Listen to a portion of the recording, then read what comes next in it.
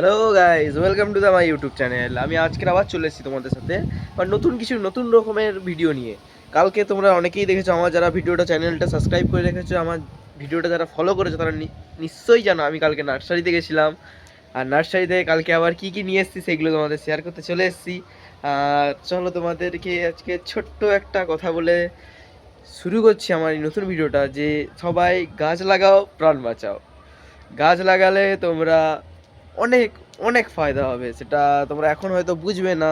আজ থেকে 5 থেকে 6 বছর বা 10 বছর পরে তোমরা এই যে গাছটাকে লাগাবে সেই গাছের সম্বন্ধে, বা যখন গাছটা বড় হবে তখন তোমরা বুঝতে পারবে যে সে কত ফুল দেয়, ফল দেয়। তুমি 10 বছর তাকে যত্ন করো, সে তোমাকে ফল দেবেই দেবে। তাই গাছ লাগাও, প্রাণ বাঁচাও। আর হ্যাঁ, কালকের আমি নার্সারি থেকে কী কী গাছ নিয়েছি এগুলো তোমাদের দেখাতে চলেছি। চলো, বাই। হ্যাঁ হ্যাঁ হ্যাঁ, তোমরা ঠিকই ধরেছো, অ্যাডেনিয়াম। এই অ্যাডেনিয়ামটা কালকে আমি ওই নার্সারি থেকে পারচেস করেছি। আরও কিছু গাছ পারচেস করেছি, তোমাদের দেখাচ্ছি। এই একটা, এই পুদিনা পাতার গাছটা আমি পারচেস করেছি। এই পুদিনা পাতা একটা বড় জায়গায় লাগাতে হবে। দেখবে তোমরা এই গাছটা এইটুকুনিটা আছে, তোমাদের আমি আজ থেকে 2 থেকে 3 মাস পরে আবার ভিডিওটা শেয়ার করে দেবে, তুমি এই গাছটা কতটা কতটা ছড়িয়ে যায়। ঠিক আছে, এই একটা গাছ।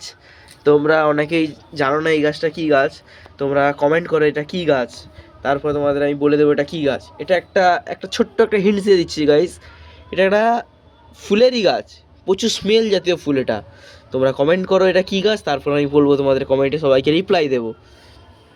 এই 3টে গাছ কালকে আমি পারচেস করেছি। আরেকটা গাছ পারচেস করেছিলাম, সেটা আমার পাশের বাড়ি আন্টি আমাকে আনতে দিয়েছিল। সেই গাছটা গন্ধরাজ গাছ, সেটা আমি তাকে দিয়ে দিয়েছি আবার।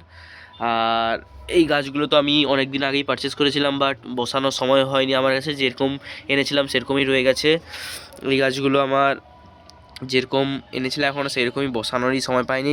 3টে গোলাপ গাছ বসিয়েছিলাম, আর এখনও এইসব গাছগুলো বসানোর সময় পাইনি। হ্যাঁ, আর একটা এইটা কিনেছিলাম, তোমরা এটা অনেকেই জানো, এটা ফাঙ্গাসাইড একটা, গাছেদের জন্য খুব খুব ভালো।